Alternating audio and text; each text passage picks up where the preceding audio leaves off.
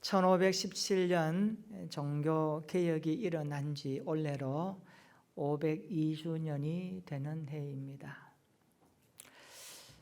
중세의 암흑기 시대에 종교개혁자들이 외쳤던 슬로건은 주보에 나와 있는 대로 오직 성경, 오직 은혜, 오직 믿음, 오직 그리스도, 오직 하나님께 영광, 이 슬로건이었습니다. 그런데 가장 첫 스타트는 오직 성경입니다.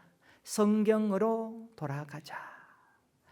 성경이 신앙의 근간이요 유일한 우리의 신앙생활의 지침표가 된다는 것을 외치고 외쳤던 개혁가들의 외침이었습니다. 오늘은 한국교회가 종교개혁주일로 지키는 예배입니다. 아마 교회들이 성례식 하는 교회들이 들어있을 것입니다. 우리의 신앙생활도 날마다 성경 위에 세워질 수 있기를 바랍니다. 우리의 믿음의 모토가 무엇이 되어야 할까요? 우리의 신앙생활의 근간이 무엇이 되어야 할까요? 그것은 첫째도 둘째도 오직 성경뿐임을 믿습니다. 그토록 외쳤던 개혁가들의 외침이 오늘 우리 가운데 울림이 되는 것은 시대가 아무리 변해도 삶이 아무리 어려워도 우리가 놓칠 수 없는 한 가지 사건은 말씀이신 그리스도를 붙들고 말씀대로 오시고 말씀대로 구원을 이루시고 말씀대로 부활하시고 말씀대로 승천하시고 말씀대로 다시 오시는 그 주님과 함께하는 믿음인 줄로 믿습니다. 오늘 저와 여러분들이 하나님 앞에 예배 드릴 때에 정말 시간과 공간적으로는 멀리 떨어져 있지만 그때에 외쳤던 개혁가들의 신앙이 오늘 우리의 마음에 울림이 되고 오늘 말씀을 통하여 확인하면서 우리의 믿음이 다시 한번 말씀의 터 위에 굳건하게 뿌리 내리는 시간 되기를 축복합니다. 사람은 누구나 자기가 더 멋져 보이기를 원하죠. 자기가 더 잘 되기를 원하고 내가 더 많은 것을 소유했고 더 인정받고 더 사랑받기를 누구나 원합니다. 이것을 한마디로 말하면 백설공주 환상이라고 이름 붙일 수 있습니다. 거울 앞에 선 백설공주의 외침이 들리시나요? 거울아 거울아, 이 세상 사람들 중에 누가 제일 잘났니? 누가 제일 잘났니? 많은 사람들이 실제 거울에 비춰진 자기의 모습에 만족하지 않습니다. 그래서 자기가 원하는 완벽한 모습을 투영해 주는 또 다른 거울을 가지고 있습니다. 이게 인간의 본성입니다. 그래서 상상의 거울을 가지고 있죠. 내가 잘났다고, 내가 최고라고. 오늘 본문의 말씀은 누가복음에만 기록된 비유의 말씀입니다.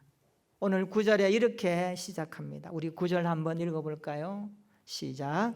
또 자기를 어렵다고 믿고 다른 사람을 멸시하는 자들에게 이 비유로 말씀하시되. 아멘. 예수님은 자기를 어렵다고 믿고 다른 사람들을 멸시하는 자들에게 이 비유로 말씀하십니다.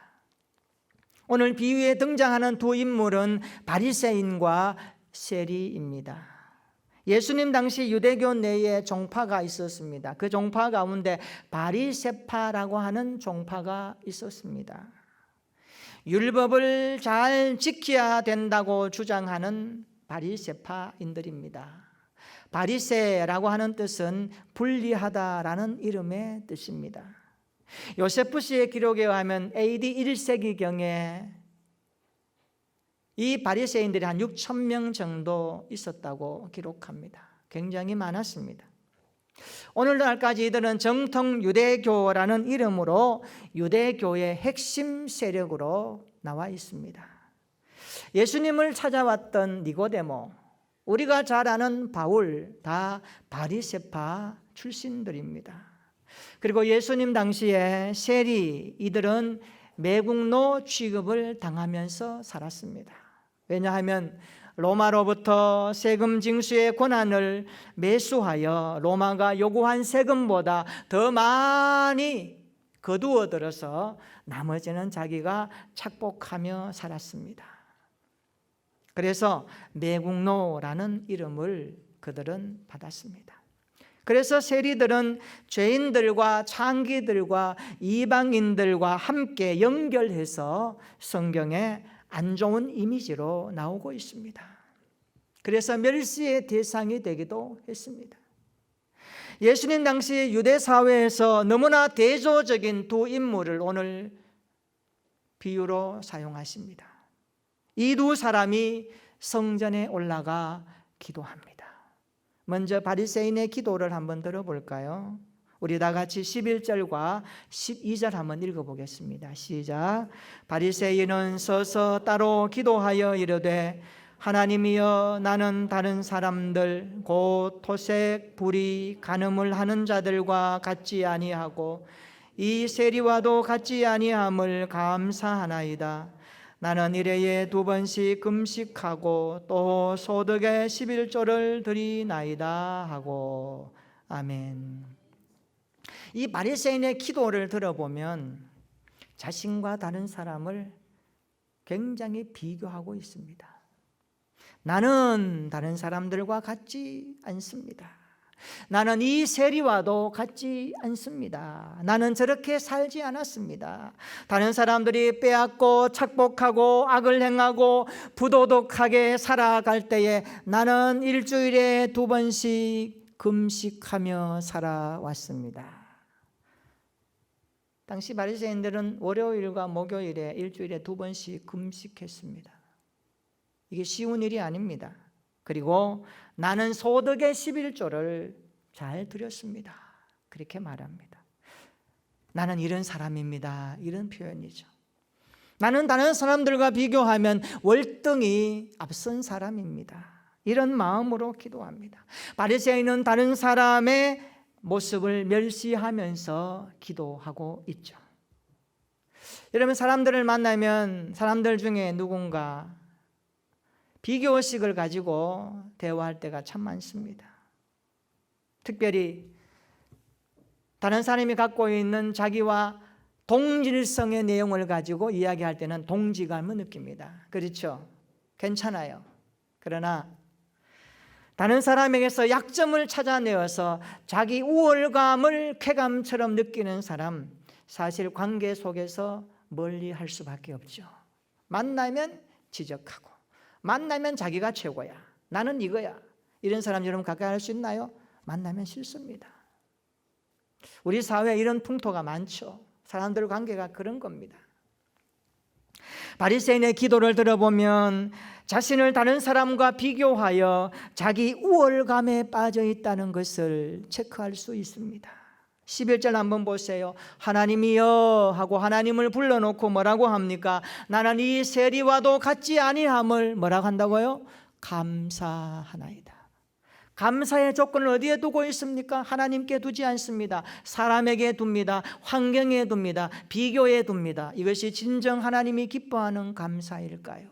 상대적인 비교죠. 이것이 감사의 근원이 될 수는 없습니다. 바리새인은 성전에 기도하러 올라온 세리를 멸시하는 투로 지적합니다. 다른 사람을 경멸하는 투로 비교함으로 자신의 우월감을 강조하고 있습니다. 한편 세리는 어떻게 기도합니까? 우리 13절 한번 읽어보겠습니다. 13절 시작.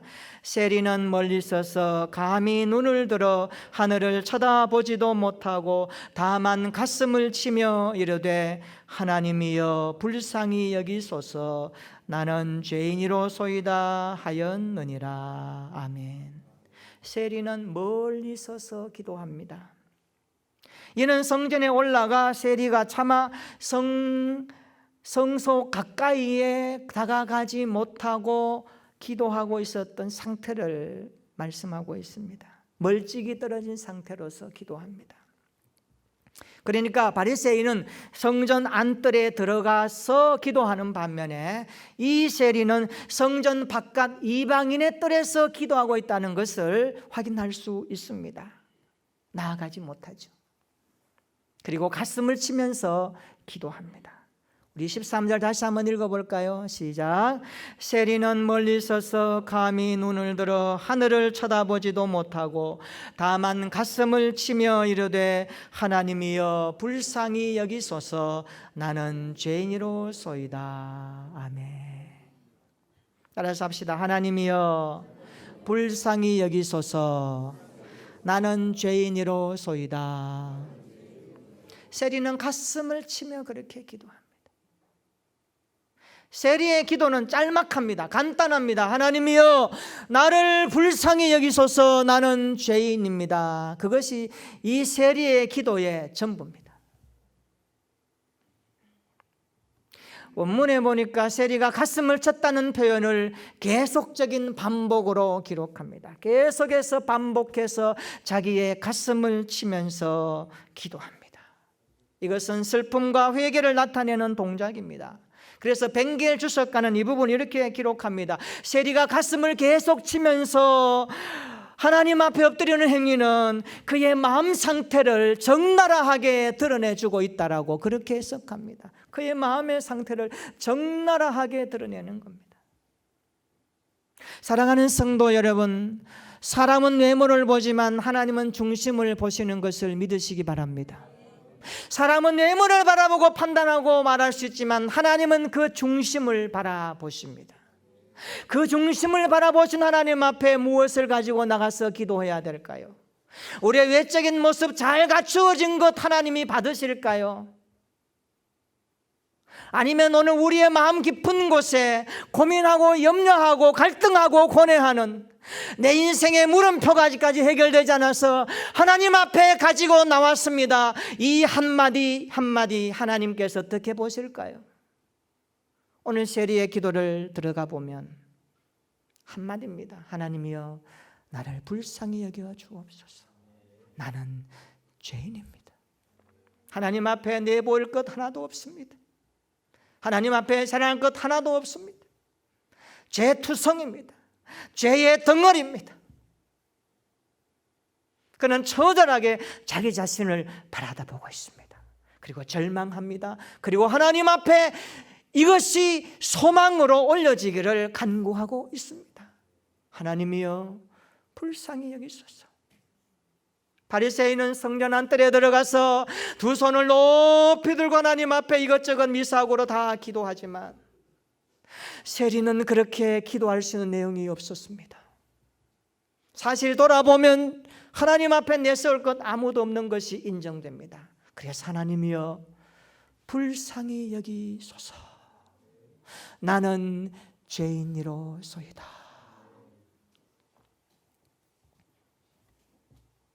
여기 불쌍히 여기소서 이 말은 용서해 달라는 간청이 들어있는 겁니다. 용서해 주옵소서. 오늘 하나님의 용서를 받지 못하면 내 인생은 죄인 그대로 살 수밖에 없는 인생임을 그는 직시하기 시작합니다. 그래서 하나님 앞에 기도합니다. 하나님이여 내 모습 이대로 받으시옵소서. 내 죄인된 모습 이대로 하나님 앞에 나갑니다.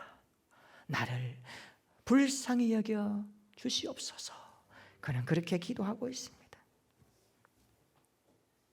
여러분, 이 두 사람의 기도에 대해서 주님이 뭐라고 말씀하십니까? 중요한 것은 주님이 뭐라고 말씀하시는가 얘기했지 않습니까? 우리가 기도하다 보면 사람들이 뭐라고 여길까? 사람들이 뭐라고 말할까? 의식할 수 있습니다. 그러나 정말 기도하다 보면 사람은 보이지 않고 나와 주님만 보여지는 깊은 은혜의 자리에 있는 것이 얼마나 중요한지 모릅니다. 그 순간 주님이 주시는 한마디 말씀이 내 영혼의 울림이 되고 내 가슴에 잘 박힌 못이 되고 내 인생의 지침이 되어져서 기도 이후에는 기도하기 전에 있었던 삶의 어렵고 힘든 문제들이 떠나가 버리고 내 안에 평안의 주님이 나를 다스리시고 내 삶을 운행하시고 내 인생을 컨트롤하시는 그 하나님의 은혜의 손길이 체험된다면 그 기도가 얼마나 위대한 기도인지 믿습니다. 오늘 하나님 앞에 이 세리는 이렇게 기도했습니다. 우리 예수님께서 비유를 말씀하시면서 이 바리새인과 이 세리의 기도에 대해서 요약 정리하면서 결론적으로 말씀하십니다. 우리 14절 한번 읽어볼까요? 14절 시작. 내가 너희에게 이르노니 이에 저 바리새인이 아니고 이 사람이 어렵다 하심을 받고 그의 집으로 내려갔느니라. 무릇 자기를 높이는 자는 낮아지고 자기를 낮추는 자는 높아지리라 하시니라. 아멘. 예수님은 세리가 어렵다 하심을 받고 집으로 내려갔다고 말씀합니다. 예수님은 세리가 어렵다 하심을 받고 집으로 내려갔다고 말씀합니다. 여기 어렵다 하심을 받고 이 단어의 뜻은 이미 어렵다 함을 받은 상태를 나타냅니다. 완료됐다는 거예요. 기도 응답이 왔다는 거예요. 확실하게 보장되었다는 거예요. 하나님께서 이 세리를 주권적으로 어렵다고 선포하고 확정하셨음을 주님이 말씀해 주고 있습니다. 예수님 당시의 바리새인들은 이런 생각을 하며 살았습니다. 하나님께서 인간의 공로에 따라서 역사하신다. 인간의 공로에 따라서 역사하신다. 따라서 사람이 선한 일을 많이 하면 하나님께서 갚아주신다라는 생각 속에 살았습니다. 그러나 세리는 하나님께 자신의 모습 있는 그대로 나아갔습니다. 오늘 설교 제목처럼 내 모습 이대로 받아주소서 하는 것이 이 세리의 기도 자세였습니다. 여러분, 이 세리의 기도의 핵심이 무엇입니까? 내 모습 이대로 받으소서. 여러분, 하나님 앞에 기도하러 올 때, 오늘 예배드리러 올 때 어떤 모습으로 나오셨나요? 일주일 동안 여러분 하나님의 말씀 붙들고 살아오셨죠. 기도하며 살아오셨죠. 땀 흘리며 수고하며 살아오셨죠. 사람을 만나면서 살아오셨죠. 그러다가 어떤 날은 뒤죽박죽 엉키기도 하고 어떤 날은 참 하나님의 은혜 가운데 승승장구하면서 살아왔습니다. 이 모든 날들을 요약해서 오늘 하나님 앞에 나왔을 때에 우리의 마음이 어떨까요? 이런 마음 저런 마음이 우리 안에 항상 있습니다. 근데 중요한 것이 무엇일까요? 우리가 살아왔던 삶의 모든 것들에 이 바리새인처럼 나의 행함, 나의 삶의 것들을 강조하면서 뭔가 하나님 앞에 하나님 이것은 그래도 인정해 주세요. 하나님 적어도 이것은 말씀해 주셔야 안 되겠습니까? 이런 자세와 패턴으로 나올 수 있지 않습니까? 오늘 우리는 어떻습니까? 바리새인처럼 자기 우월감에 빠져 있지는 않는지요? 남을 멸시하지는 않았는지요? 다른 사람들과 자신을 비교하여 자기 만족에 빠져서 살고 있지는 않는지요? 남을 낮추고 자기를 높이는 신앙생활은 아닌지요?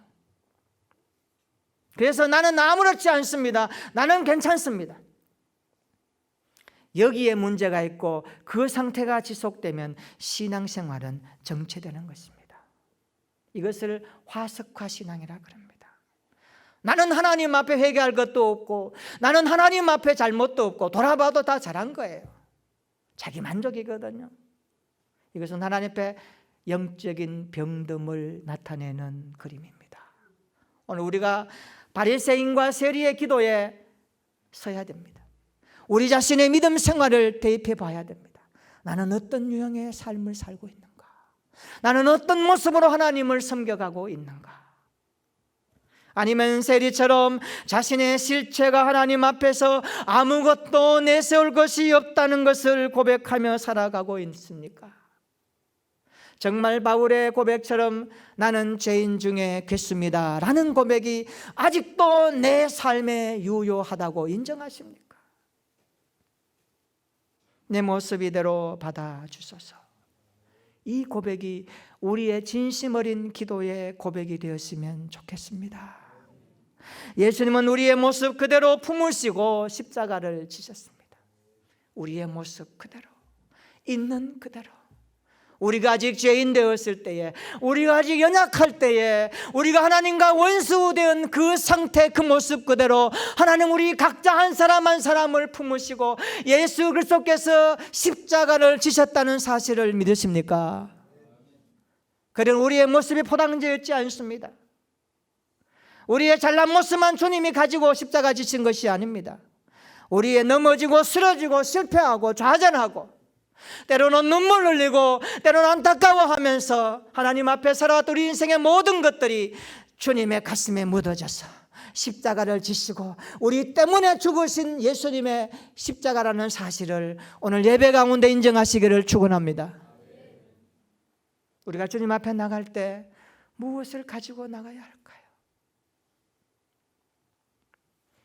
주님은 허물과 죄로 죽었던 우리를 품고 십자가를 지셨지 않습니까? 세상 풍조를 따르고 불순종했던 저와 여러분들 때문에 예수님께서 십자가를 지시고 죽으셨습니다. 항상 높아지려고 하고 항상 자랑하기를 좋아하고 조금 은혜 받으면 우쭐대고 어깨가 힘을 들어가서 그렇지 못한 자들을 그냥 아래로 바라보면서 함부로 했던 우리의 교만의 모습들 다 주님이 십자가에 지신 결과입니다. 사랑하는 성도 여러분, 오늘 성찬식을 통하여 우리 자신의 모습을 진정 발견할 수 있기를 바랍니다. 십자가 앞에서 자신의 죄된 모습이 다시 한번 투영될 수 있기를 축원합니다. 그리고 우리의 죄된 모습이 예수님의 십자가의 은혜로 깨어질 수 있기를 축복합니다.